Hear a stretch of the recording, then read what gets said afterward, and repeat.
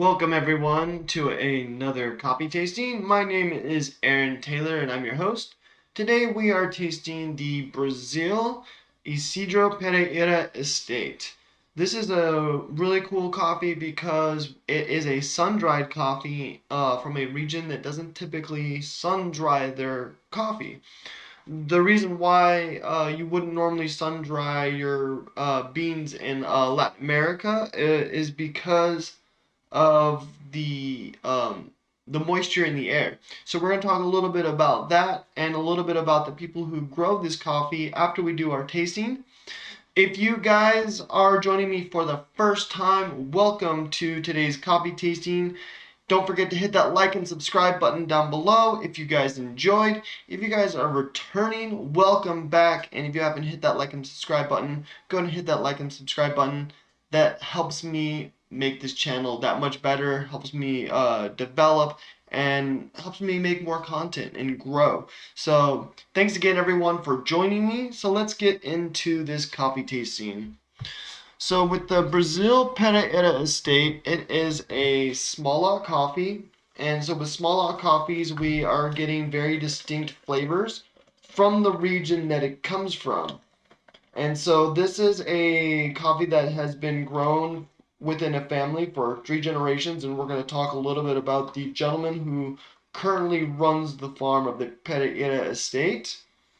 And then for those of you guys who are joining me for the first time, we like to brew our coffee 3 different ways. The reason why we like to brew our coffee 3 different ways is because you get different flavor notes that really come forward through different brewing processes because of the amount of oils and sediments that you would get. And so that is why we explore the different brewing processes. And then after we taste the coffee, I give a little insight onto what brewing process is my favorite for this particular coffee. So with this coffee, we have notes of dried fig, hazelnut, and a milk chocolate finish. And because it is a sun-dried coffee, that's where that dried fig is coming from. Those bright citrusy fig notes that you're gonna get are going to carry over into the flavor of the coffee, and that's because it's sun-dried. So that's where those notes come from. And then the washing process is where we get those milk chocolate notes. And so today we have the French press, the pour over, and the Chemex. And so with the pour over, we're going to get a little bit more of those dried fig flavors in the coffee. And then with the French press, we're going to see a little bit more of those milk chocolate notes come forward, which is going to be really, really nice. So when you brew your different coffees, you want to make sure that you get the right amount of grinds, and then you're grinding it for the right setting as well. And then making sure that your grinds are fresh and that you have nice hot water and you're using the right amount. That is all important because making sure that you brew your coffee correctly is important to making sure that you get the right flavor that that coffee is supposed to have. And so with the pour over, what I did was I just poured a little bit of water on top to let it bloom. And when you let it bloom, what's happening is a lot of the air that's within the grinds is resurfacing to the top and escaping out the top of the water. And that's important because if you pour too much water on top of the pour over, you're going to have a pocket of air that gets trapped towards the bottom, and it's going to slow down your brewing process, impacting the flavor of your coffee. And making sure you get that right flavor out of your coffee is very important because, you know, that can impact your opinion on a very good cup of coffee if it might not have been brewed properly. And so that's why we explore these different brew methods. And then it's kind of like, so you know that properly brewing your coffee is important because not a lot of people know that the amount of water, the actual grind setting that you get your coffee ground on is very important into making sure you get that right flavor. All right. And then also, pouring the water correctly too is going to impact the amount of time it takes your coffee to brew as well. So if your coffee is taking really long to brew, it's probably be because of it could be because of the grind, and it could probably be because of the pour method. I'm gonna grab some more water. I'll be right back.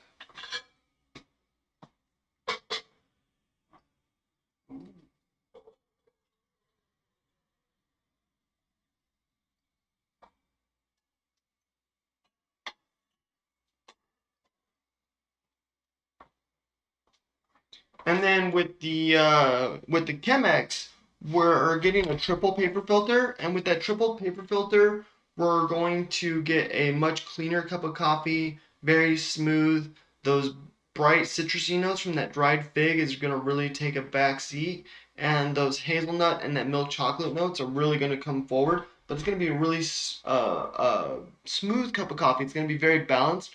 With the French press, we're going to really see a lot of those milk chocolate and hazelnut notes, but the dried fig flavor is still going to be fairly predominant. Okay, and so now we're going to do pretty much the same thing with the Chemex, where we're just going to get a little bit of water on there, let it bloom. So we're going to let that air rise to the top, let it sit for about 30 seconds, let it, well, until it's about 20 seconds. Let those air bubbles pop on top, and then once we look like we are good enough bloomed here, let's go ahead and add some more water to this guy. So making sure that you pour your water correctly is very important, you guys, because you don't want to overbrew your coffee. Overbrewing your coffee is going to impact the flavors that you get, especially with those bitter flavors that are in there with the milk chocolates and the earthy notes, and then even the hazelnut. The hazelnut can be very overwhelmingly bitter if we oversteep that coffee. So we want to make sure that we are brewing our coffee perfectly so that we can get those right flavors. Excellent, you guys. So with the Brazil Pereira Estate, it is ran by a gentleman by the name of Luis Paulo Diaz Pereira, and he is a third generation farmer. And so we're going to talk a little bit about him and his farm that he owns. Pretty cool, you guys. Very, very cool. All right, so let's add the rest of this water to the Chemex.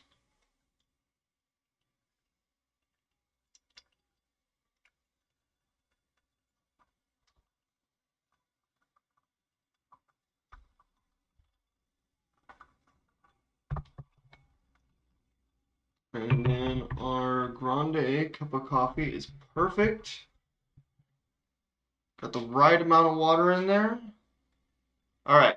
So with coffee tastings, we do it in 3 steps. So one of the first things that we go ahead and do is we're going to sniff the coffee. We're going to really get those aromas and really kind of explore and identify. So when I smell this, the immediate flavor that I'm getting is those bright, mellow flavors. So that's the dried fig. And then we're also getting a slight nuttiness as well. So that's the hazelnut. So we're definitely getting those fig and hazelnut notes off of the pour over.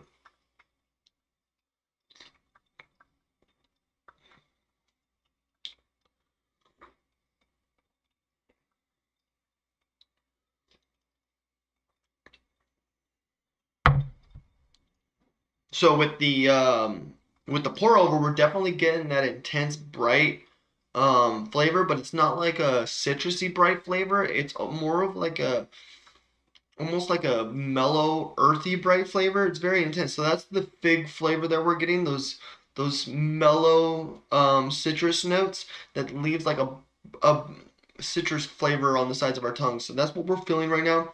We have a little bit of nuttiness towards the center of our tongue. Not much of that milk chocolate mouthfeel. Now that we're letting our palate clear though, we're starting to get a little bit more of those hazelnuts and a little bit of the milk chocolate. The bright notes don't really linger on that much. Really good cup of coffee. Really, really good. And that is nice and smooth. I'm not a big fan of the citrus notes that you get in some particular cups of coffee, which is why I like to lean more towards like a French press because those citrus notes really take a back seat.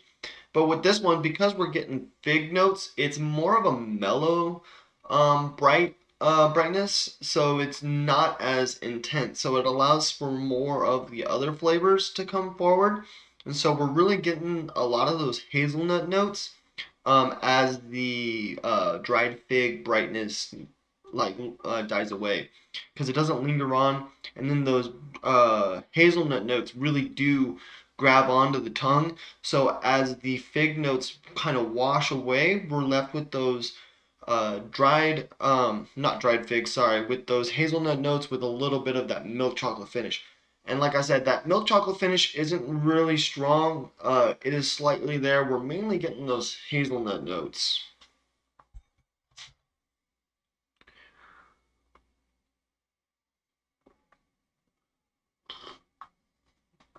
Really, really good cup of coffee, you guys. Excellent, excellent.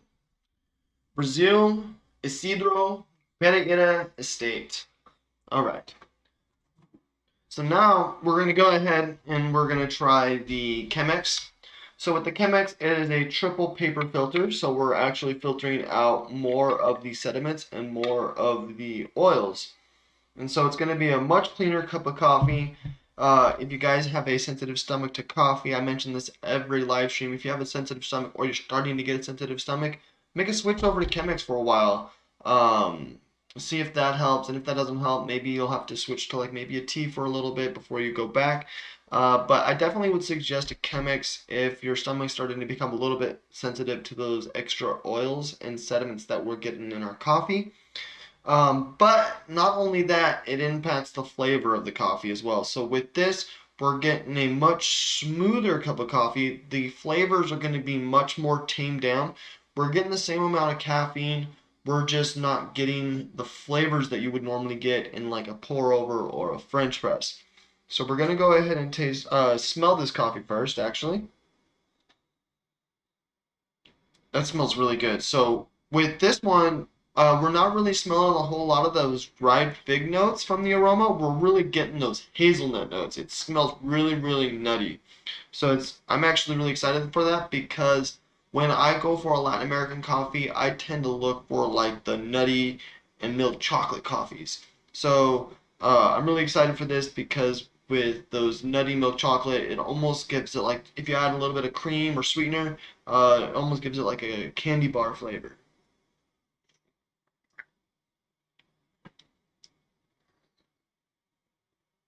Oh yeah. So with the Chemex, those dried fig flavors are definitely taking a major backseat. It's still there, but we're getting a whole lot of the hazelnut notes and a whole lot of that milk chocolate flavor. Like it's really good. It almost tastes like if you were to get a Tootsie Roll and almost have it unsweet, like an unsweetened or a low calorie Tootsie Roll where it's hardly any sugar added to it. This is really good. The milk chocolate notes really come forward in the Chemex. This is a delicious cup of coffee.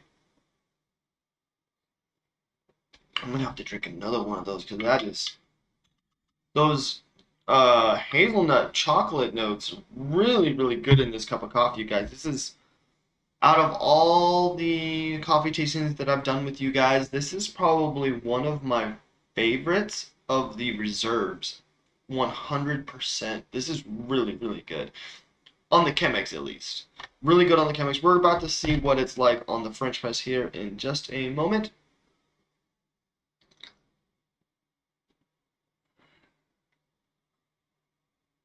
Mm, really good. I'm gonna have to sip on that. I'm gonna be extremely caffeinated after this, you guys.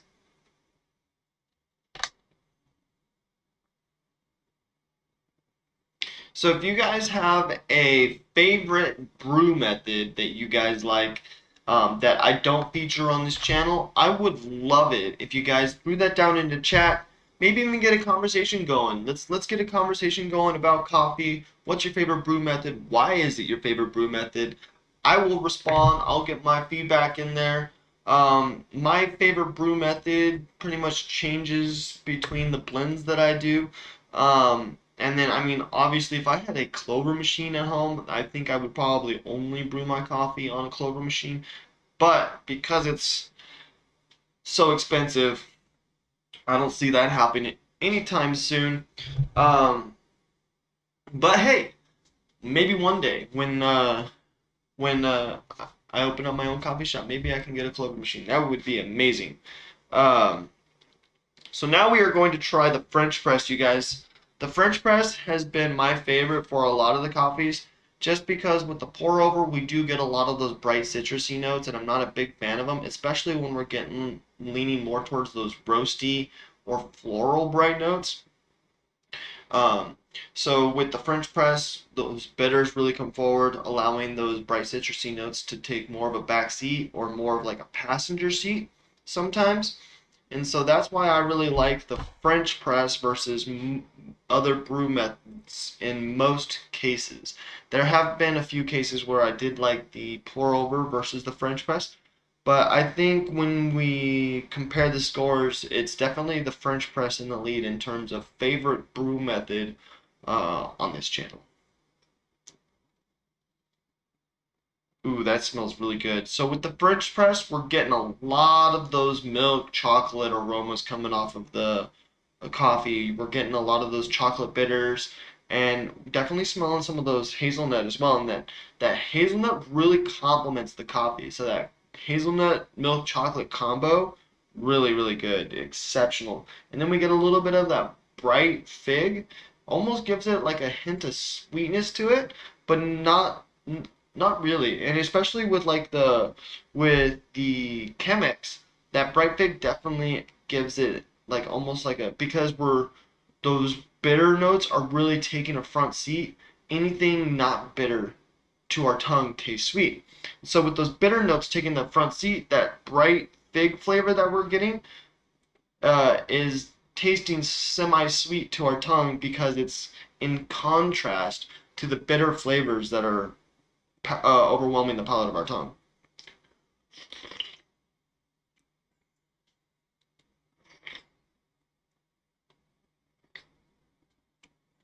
Really, really good. So we're getting those bright big notes, but then we're really getting those nutty milk chocolate notes alongside with it. It's not like any particular flavor is taking control of the cup. With this, we're getting nice, even flavors of everything, and then the bright fig flavors wash away really nice, and we're left with that milk chocolate mouthfeel afterwards. Really, really nice, very, very pleasant.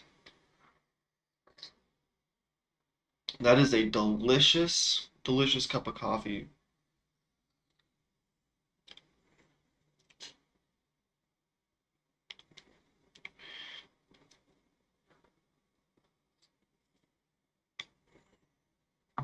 I would definitely say that is on par with the Chemex if you were to up the flavor level in the Chemex. So with the Chemex, we're getting a little bit more of a tame flavor. We're getting those hazelnut milk chocolate notes, makes for a very smooth, well-balanced cup of coffee.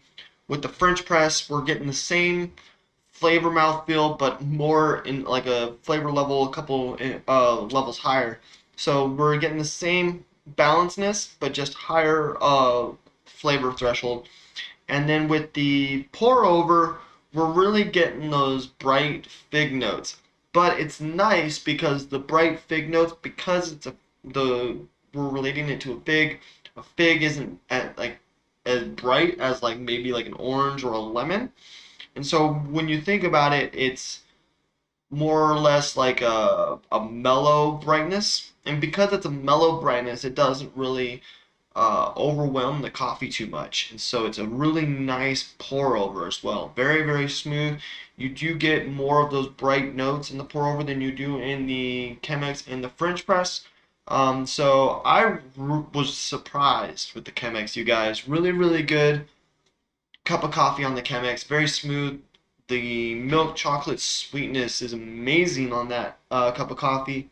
But it's a little too light for my flavor, like it always is. Still a really good cup of coffee, but I still will go with the French press on this one, just because we are getting those more intense flavor notes. It is still a really balanced cup of coffee, but it has more impact on the palate. Really good. My favorite brew for this particular blend of coffee, following very, very close behind with the Chemex. The only reason why I would choose the French press over Chemex is just for that flavor. That's the only reason why. All right, you guys, now that we've tasted the coffee, let's talk a little bit about the coffee. So, Brazil Pereira Estate. So, the Pereira Estate is actually run by Luis Paulo Diaz Pereira, and he is a third generation farmer. So, he is the third generation in his family to be running this farm. And it's really cool because he actually went to school um, to study agronomy, and so he is specialized in his field. So he has schooling and has he came back to help his father run the farm, and so he has been on the farm ever since. And he has been applying his schooling to the farm and educating the farmers who work with him to really teach them how to pick and find the best cherries. And another really cool thing about Luis Paulo Diaz is the fact that he had actually went on tour to just explore different wine vineyards and other things like that to see if he can apply methods of wine growing into coffee and seeing like what the similarities are, and with different varietals and stuff, and just really getting to know the different fields to explore other agronomy fields and seeing how that can be applied to coffee. And that's really cool because we want to expand our knowledge, not just within the coffee world, but even outside the coffee world, to grow as human beings and maybe even better the fields that we're currently in, because it might benefit from practices that take part in other fields that are very similar to the field you're in. So I think that is really cool that Luis Paulo Diaz was able to visit vineyards for wine and really learn a little bit on how to better take care of his coffee from vineyard farmers. So there's that as well. And he is also dedicated to art and science of agriculture. And so there's a lot of science when it comes to agriculture, especially when it comes to global warming and climate change. With higher elevations starting to get warmer, they're starting to see some of those diseases that only thrive in lower elevations because you only get the warmer climates in those lower elevations. And because of that, farmers are faced with trials of rust disease and other things. And so some of the things that these agronomists do is they're dedicated to research and learning how to better take care of their plants in a changing time. So science and agriculture is very important in not just the world of coffee, but in the world of farming. So what we learn in agricultural science in coffee can be applied to other things. And so we can start to adapt our different foods and vegetables and produce, um, so that we can still maintain and grow these foods and provide food for people, and maybe even help people around the world grow food in areas of the world where they wouldn't normally be able to grow food because of their climate. And so we're adapting our food to be able to be grown in certain climates, allowing for people to grow food and reducing world hunger. And so that's just one of the many steps that we can do to help our community. Just learning about agricultural science and how we can expand our knowledge in making better sustainable farms. And what they're doing with coffee agriculture is very important because, like I said, with this science doesn't have to stay within the coffee world. It can be expanded into the rest of the world. And a lot of the practices that we're taking into agronomy in the coffee world are taken from other worlds of agronomy. So it's like the splicing of two different types of trees together has been around for a while, and so they that's something that they're doing in Costa Rica to combat the rust disease, is splicing Robusto and Arabica beans. So that's a part of agricultural science as well, and some of the nurseries that they have in Latin America, and it's all to make sure that farmers are able to make a sustainable farm, and make it so that they don't have to worry about losing out on an entire crop.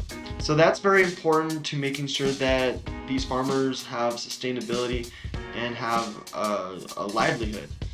And Luis Paulo Diaz is an example of how we can, go to school, apply ourselves to agricultural science, come back and dedicate, yourself to your what you're passionate about, and not just dedicate yourself to what you're passionate about, but share your passion with others and teach others how to find a passion for the coffee. So like with him, he shares his knowledge of what he learned from the vineyards and what he learned from agronomy school with his fellow farmers, so that they have that knowledge and so that they can better take care of their plants. And so just with Luis Paulo Diaz going out and finding that knowledge and getting that knowledge, he was able to share it with. I want to thank everyone for joining me in today's competition. I hope you guys enjoyed learning a little bit about Brazil Pereira Estate, and a little bit about Luis Paulo Diaz Pereira, and about his journey through coffee, and a little bit about the traditions of his family. So thanks everyone again for joining me. I will see you guys this Friday for another coffee tasting at 9 a.m. Have a great morning. See you this Friday.